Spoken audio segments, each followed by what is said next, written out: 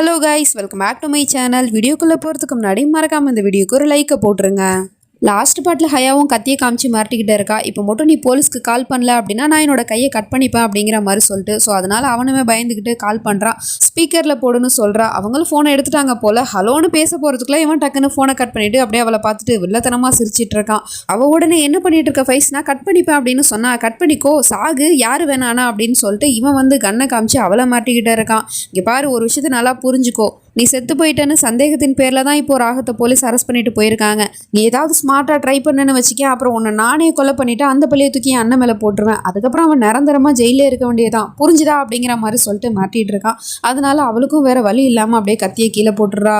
இந்த பக்கம் அந்த நீலாம்பரியோ எதையோ ஒன்று உரலில் போட்டு இடிச்சுக்கிட்டு இருக்கா. அப்படி என்ன தேடிக்கிறான்னு பார்த்தா நிறைய கிளாஸ் பல்பு இருக்கும்ல, ஸோ அது எல்லாத்தையுமே உரலில் போட்டு இடித்து மாவாக்கி அதை வந்து மைதா மாவில் வந்து மிக்ஸ் பண்ணி அதை புதுசாக வாங்கின மாதிரி பேக் பண்ணி இதை கொண்டு போயிட்டு நீங்கள் 2 பேரும் கிச்சனில் வச்சுட்டு வாங்க அப்படின்னு சொல்லிட்டு அந்த எடுபடிங்கிட்ட கொடுத்து அனுப்புறா. ஸோ அதனால அவங்களுமே அதை எடுத்துகிட்டு போயிட்டு கிச்சனில் வச்சுட்டு போயிடுறாங்க.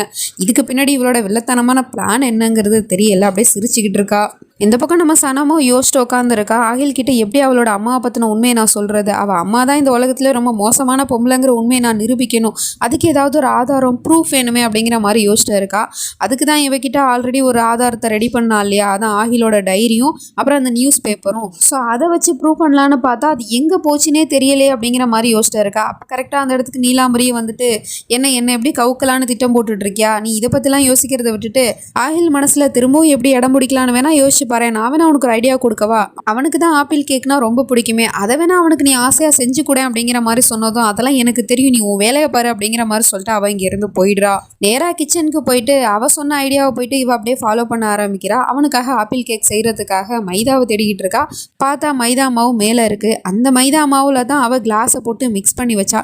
இப்போ அதே மைதாவை எடுத்து கையில் வச்சுட்டு இருக்கா. இந்த பக்கம் பார்த்தா வீட்டுக்கு வந்து லாயருமே வந்துட்டாரு, பேப்பரை ரெடி பண்ணி கொண்டு வர சொன்னா இல்லையா. ஸோ அதுக்காக சனம் எங்கன்னு கேட்டால் கிச்சனில் இருந்தாலும் இருப்பா, போய் பார்த்துட்டு வாங்க அப்படின்னு சொன்னதும் இவங்க 2 பேரும் வந்துட்டு அவள் என்ன பண்ணுறான்னு பார்க்கறதுக்காக வராங்க. அவளுமே வந்து அந்த மைதா மாவு மிக்ஸ் பண்ணுறதுக்காக கையை அதில் விட்டு அடுத்த செகண்டே அந்த மாவில் இருக்கிற கிளாஸ் அவள் கையில் குத்தி ரத்தமாக ஊற்றிக்கிட்டு இருக்கு. உடனே இவ அங்கே இருந்து போயிடுறா. இவங்க 2 பேரும் அதுக்கப்புறம் கிச்சனில் வந்து பார்த்துட்டு அவளை காணோம். பட் அங்கே இருக்கிற மைதா மாவில் ஒரே ரத்தமாக இருக்குது. இந்த விஷயத்த போயிட்டு அந்த நீலாம்பரிக்கிட்டேயுமே சொல்கிறாங்க. சனம் கிச்சனில் இல்லை, ஆனால் அந்த மைதா மாவு ஃபுல்லாகவே ஒரே ரத்தமாக இருந்துச்சு அப்படிங்கிற மாதிரி சொன்னதும் இவளும் வந்துட்டு இப்போ எப்படி கையெழுத்து போடுறான்னு நானும் பார்க்குறேன் அப்படிங்கிற மாதிரி சொல்லிட்டு இது எல்லாமே இவளோட பிளானு தான். ஏன்னா ஆகில் வந்து கையெழுத்து போடுவா அப்படிங்கிற மாதிரி சொல்லிட்டு அவன் அடித்து பேசினான் இல்லையா, அவள் போட மாட்டா அப்படிங்கிறத நிரூபிக்கிறதுக்காக தான் இவள் வேணும்னே வந்து அவள் கையில் வந்து காயம் படுற மாதிரி இந்த மாதிரி ஒரு வேலையை பார்த்துருக்கா. ரொம்ப நேரமாக வெயிட் பண்ணியும் சனம் வரவே இல்லை. அதனால இந்த நீலாம்பரியும் ஆகில் கிட்ட போயிட்டு நான் தான் சொன்னேன்லப்பா, அவளுக்கு பணம் தான் முக்கியம், அப்படி இருக்கும்போது அவள் எப்படி உன் பேருக்கு சொத்தெல்லாம் மாற்றி கொடுப்பா அப்படின்னு கேட்டால் அப்போ கரெக்டாக அந்த இடத்துக்கு நம்ம சனமே வந்துட்டு ஆகிலுக்காக நான் என்ன வேணாலும் பண்ண தயார் அப்படிங்கிற மாதிரி வந்து நின்றுட்டுருக்கா. இவங்க எல்லாருக்கும் பயங்கரமான ஷாக்காக இருக்குது, எப்படி இவள் வந்தா அப்படிங்கிற மாதிரி சொல்லிட்டு அவனுமே வந்துட்டு வாசனம் வந்து கையெழுத்து போடு அப்படிங்கிற மாதிரி சொல்லிட்டு இருக்கான்.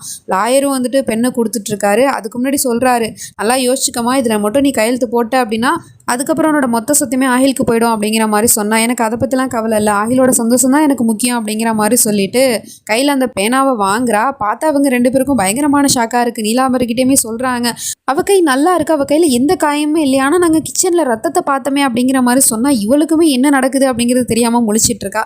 அதுக்கப்புறம் அவளுமே அந்த பேப்பரில் கையெழுத்து போட போகிறா. அப்போ கரெக்டாக ஆகில் வந்துட்டு வேணாம் அப்படிங்கிற மாதிரி சொல்லிட்டு ஸ்டாப் பண்ணி அந்த பேப்பரை பிடிச்சி கிழிச்சு போட்டுடுறான். என்ன பண்ணிட்டு இருக்கீங்க ஆகில், எதுக்காக இதை கிழிக்கிறீங்கன்னு கேட்டால் இதுக்கு எந்த ஒரு அவசியம் இல்லை அப்படிங்கிற மாதிரி சொல்லிட்டு அவன் நேரம் அம்மா கிட்ட போயிட்டு பார்த்தீங்களாம்மா, இவ தான் என்னோட சனம், இவளுக்கு பணத்து மேலே எந்த ஒரு ஆசையும் இல்லை, இப்பயாவது நம்புங்கம்மா அப்படிங்கிற மாதிரி சொல்லிட்டு இருக்கான். பார்த்தா அங்கே நிற்கிறது நம்ம செகர் தான். சனம் கையில் தான் அடிபட்டுருக்கு, இங்கே வந்து இருக்கிறது நம்ம செகர். நல்ல வேலை தப்பிச்சேன். இந்நேரம் மட்டும் நான் பழைய செகராக இருந்தேன் அப்படின்னா நான் கண்டிப்பாக இந்த பேப்பரில் சைனை போட்டிருக்க மாட்டேன், எனக்கு பணம் தான் முக்கியங்கிற மாதிரி நான் யோசிச்சிருப்பேன். ஆனால் என்னோடய அக்கா ரொம்ப நல்லவளாக இருக்காளே, அவளை மாதிரி தான் நானும் இருக்கணும், அப்போ தான் உறவுகளை காப்பாற்ற முடியும் அப்படிங்கிற மாதிரி மனசுக்குள்ளே சொல்லிகிட்டு இருக்கா. இந்த பக்கம் ஃபைஸுக்கோ ஹயாவும் அவனுக்கு பிடிச்ச மாதிரி ட்ரெஸ் பண்ணிட்டு வந்தது மட்டும் இல்லாமல் அவனுக்காக சாப்பாடெலாம் ரெடி பண்ணி எடுத்துகிட்டு வந்திருப்பா போல். அவனும் இதெல்லாம் பார்த்துட்டு என்னடா நடக்குதுங்க அப்படிங்கிற மாதிரி சொல்லிட்டு பார்த்துட்டு இருந்தா. இவ்வளோ டக்குன்னு எனக்கு இப்போ தான் புரியுது ஃபைஸ், நீ என் மேலே உயிரே வச்சிருக்க, அதனால தான் இப்படிலாம் நடந்துக்கிற, உன்னோட காதல் தான் உண்மையான காதலுங்கிறத நான் புரிஞ்சுக்கிட்டேன் அப்படிங்கிற மாதிரி சொல்லிட்டு இவளா லவ் டயலாக்காக அப்படியே எடுத்து விட்டு பேசிகிட்டு இருக்கா. அதை பார்க்கும்போது அவனுக்கே சந்தேகமாக இருக்குது, என்னடா இது, நேற்று வரைக்கும் என்ன பிடிக்கல, என்ன காதலிக்கல, இங்கேருந்து தப்பிக்கலான்னு பார்த்துட்டு இருந்தேன், இன்றைக்கி வந்து என்ன காதலிக்கிறேன்னு சொல்லிட்டு இருக்க, இதுக்கு பின்னாடி ஏதாவது உள்குத்து இருக்குமோன்னு எனக்கு தோணுதே அப்படிங்கிற மாதிரி சொன்னா. அப்படிலாம் எதுவும் இல்லை ஃபைஸ், நான் உன்னோட காதலை புரிஞ்சுக்கிட்டேன், அதனால தான் அந்த திடீர் மாற்றம். இப்போ என்ன உனக்கு, நான் இந்த சாப்பாட்டில் ஏதாவது கலந்துருப்பணும்னு யோசிக்கிறியா, சந்தேகப்படுறியா? இப்போவே நான் அதை நிரூபித்து காட்டுறேன் அப்படின்னு சொல்லிட்டு அவள் பண்ண சாப்பாடை எடுத்து அவளே சாப்பிட்டுட்டு இருக்கா. போதுமா அப்படின்னு கேட்டா, நான் உன்னை தப்பாக நினச்சிட்டேன் ஹயா, ப்ளீஸ் என்னை மன்னிச்சிடு. அது திடீர்னு நீ இப்படி நடந்துக்கும் எனக்கே வித்தியாசமாக இருந்துச்சு, வேற ஒன்றும் இல்லை. எனிவே இப்போவாது நீ என் காதலை புரிஞ்சுக்கிட்டே அப்படின்னு சொல்லிட்டு அவளை அப்படியே டைட்டாக ஹக் பண்ணிக்கிட்டே இருக்கான். அவளுக்கு சுத்தமாக அது பிடிக்கவே இல்லை. இருந்தாலும் என்ன பண்ணுறது, ஒரு ட்ராமா தான் பண்ணிக்கிட்டே இருக்கா. அதுக்கப்புறமா இன்னைக்கு நான் ரொம்ப சந்தோஷமாக இருக்கேன் ஹயா, ஸோ அதனால் நம்ம 2 பேரும் சேர்ந்து எங்கேயாவது ஜாலியாக ஒரு லாங் டிரைவ் போயிட்டு வருவோம் அப்படிங்கிற மாதிரி கூப்பிட்டுட்டு இருக்கான். சரி நீயும் ரெடி ஆகு, நானும் ரெடி ஆகிட்டு வந்துடுறேன் அப்படிங்கிற மாதிரி சொல்லிட்டு போயிடுறான். இந்த பக்கம் அந்த நீலாம்பரியோ செம டென்ஷனில் ரூமில் புலம்பிக்கிட்டே இருக்கா. நான் ஒவ்வொரு தடவையும் அவளுக்கு ஸ்கெட்சு போடும்போது எப்படியாவது அவள் தப்பிச்சு போயிடுறா.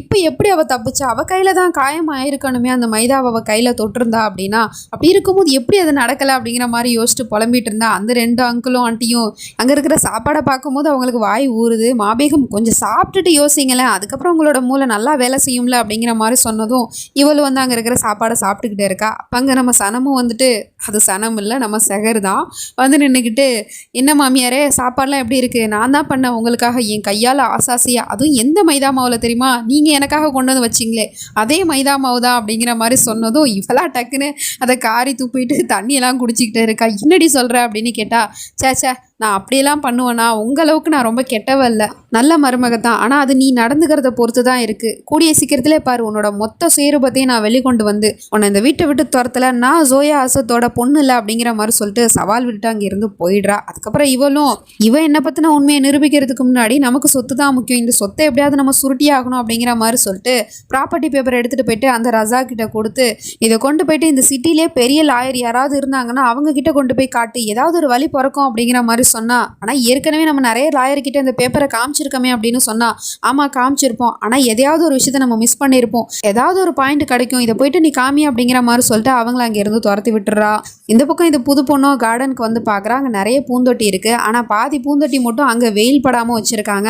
அதையும் அங்கே வச்சுருக்கீங்கன்னு கேட்டால், ஆகில் சார் அது அங்கே தான் வைக்க சொன்னார், வெயில் படக்கூடாதுன்னு சொல்லியிருக்காரு அப்படின்னு சொன்னால், வெயில் படாமல் எப்படி பூச்செடிங்க பூக்கும், அதை வெயிலில் தான் வைக்கணும், நான் பேசிக்கிறேன் ஆகில் சார் கிட்ட அப்படிங்கிற மாதிரி சொல்லிட்டு அந்த பூந்தொட்டி எடுத்துகிட்டு வெயிலில் வச்சுட்டு போயிடுறா. அதுக்கப்புறம் இதை பார்த்து நம்ம ஆகிலுக்கும் சமக்கம் வந்துடுது.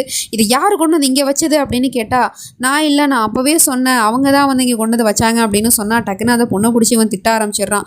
உன்னை யார் இந்த பூந்தொட்டியை கொண்டு வந்து இங்கே வைக்க சொன்னது, இது எனக்கு எவ்வளோ ஸ்பெஷல் தெரியுமா, உன்னை யார் இந்த வேலையெல்லாம் பண்ண சொன்னா அப்படிங்கிற மாதிரி திட்டிகிட்டு இருக்கான். இதெல்லாம் தூரத்துலேருந்து நம்ம சனமும் பார்த்துட்டு அவங்கேருந்து அவள் என்ன தெரிஞ்சா பண்ணியிருப்பா, தெரியாமல் தான் பண்ணியிருப்பா, ஒன்றும் பிரச்சனை இல்லை, இதை நானே கொண்டு போயிட்டு நிழலில் வைக்கிறேன் அப்படிங்கிற மாதிரி சொல்லிட்டு எடுக்க போனால் டக்குன்னு அது ஸ்லிப்பாகி கீழே விழப்போகுது. இப்போ ஆகில் டக்குன்னு பிடிச்சிடறான். 2 பேரும் ஒருத்தர் பார்த்துட்டு இருக்காங்க ஐ கான்டாக்டில். இதெல்லாம் தூரத்துலேருந்து அந்த பொண்ணும் பார்த்துட்டு என்னடா நடக்குது இங்கே, நானும் இங்கே தான் இருக்கேன் அப்படிங்கிற மாதிரி யோசிச்சுட்டு அவளுக்கு ஒரு செகண்ட் கஷ்டமாக இருக்குது. ஸோ அதனால அவன் இங்கேருந்து அழுதுகிட்டே போயிடுறா. அப்படியே அந்த பூந்தொட்டி கீழே விழ போகும்போது பிடிச்சாங்க இல்லையா, அதில் அந்த பூவே டேமேஜ் ஆகிடுச்சு போல். ஸோ அதனால் இப்போ புதுசாக தான் ஒரு பூ வாங்கி ஆகணும் அப்படிங்கிற மாதிரி சொல்லிட்டு இருக்காங்க. ஒன்றும் பிரச்சனை இல்லை, நானே போயிட்டு வரேன் அப்படிங்கிற மாதிரி சொல்லிட்டு இருக்கா. அப்போ தான் அவள் கையில் அடிபட்டுருக்குதே அவனுக்கு தெரியுது. எப்படி உன் கையில் அடிபட்டுச்சு, நீ ஏன் என்கிட்ட ஒரு வார்த்தை கூட சொல்லல, வா டாக்டர் கிட்ட போகலான்னு சொன்னால், ஒன்றும் பிரச்சனை இல்லை, இது லேசான காயம் தான் அப்படிங்கிற மாதிரி சொல்லிட்டு இருக்கா. அப்புறம் அவனுக்கு ஃபோன் கால் வந்துடுது. ஸோ நீ டாக்டர் கிட்ட போயிட்டு காமி அப்படிங்கிற மாதிரி சொல்லிட்டு அவன் இங்கேருந்து போயிடுறான். அதுக்கப்புறம் அந்த தோட்டக்காரங்கிட்ட போயிட்டு இந்த பூ எங்கே கிடைக்கும் அப்படின்னு கேட்டால், அவர் ஏதோ ஒரு மிர்சி நர்சரிங்கிற இடத்துல கிடைக்கும்னு சொல்கிறாரு. ஸோ அதனால் இவளும் அங்கேருந்து கிளம்புறா. இதெல்லாம் தூரத்துலேருந்து ஆண்டியும் நோட்டை விட்டு பார்த்துட்டு அந்த நர்சரியில் வேலை பார்க்குற ரஃபீக்குங்கிற ஒருத்தவனுக்கு கால் பண்ணி எதையோ ஒன்று இந்த ஆண்டி சொல்லிக்கிட்டே இருக்குது. நம்ம சனம தீத்து கட்டுற வேலையை தான் சொல்லிட்டு இருக்கு போல. இந்த விஷயத்தை பற்றி நீலாம்பரிக்கிட்டேயுமே இந்த ஆண்டி சொல்லிக்கிட்டே இருக்கா. அந்த சனம் வெளியே போயிருக்கா, அதுவும் அந்த மிர்சி நர்சரிக்கு அவள் போயிட்டு ஆனால் திரும்பி வரமாட்டா அப்படிங்கிற மாதிரி சொல்லிட்டு இருக்கு. என்ன சொல்ல வர எனக்கு ஒன்றும் புரியலையே அப்படின்னு சொன்னால், அவளை நான் கொல்றதுக்கு ஆள் ரெடி பண்ணிட்டேன், அதுவும் அந்த மிர்சி நர்சரியில் வேலை பார்க்குறால அந்த ரஃபீக்கிட்ட சொல்லிட்டேன் அப்படிங்கிற மாதிரி சொன்னதும் இவளுக்கு அவ்வளோ சந்தோஷமாக இருக்குது. இன்றைக்கி தான் உன் வாழ்க்கையில் ஒரு உருப்படியான வேலையை பார்த்துருக்க அப்படிங்கிற மாதிரி சொல்லிட்டு சந்தோஷப்பட்டு பேசிகிட்டு இருக்கா. அப்போ அவளுக்கு ஃபோன் கால் வருது. அந்த லாயர் தான் கால் பண்ணுறாரு.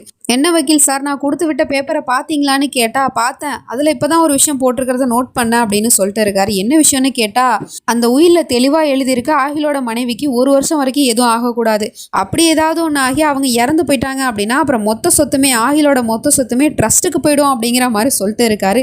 இந்த விஷயத்தை கேட்டு அப்படியே அடுத்த செகண்டை இடிஞ்சு போய் உட்காந்துருக்கா. என்னடா சோதனை இது அப்படிங்கிற மாதிரி. அவளை கொண்டு பழி வாங்கி என்னோட ப்ராப்பர்ட்டியை எனக்கு சொந்தமாக்கலான்னு பார்த்தா இப்போ அவளோட உயிருக்கு எந்த ஒரு ஆபத்தும் வரக்கூடாதா அப்படி அப்படிங்கிற மாதிரி முழிச்சிட்டு இருக்கா.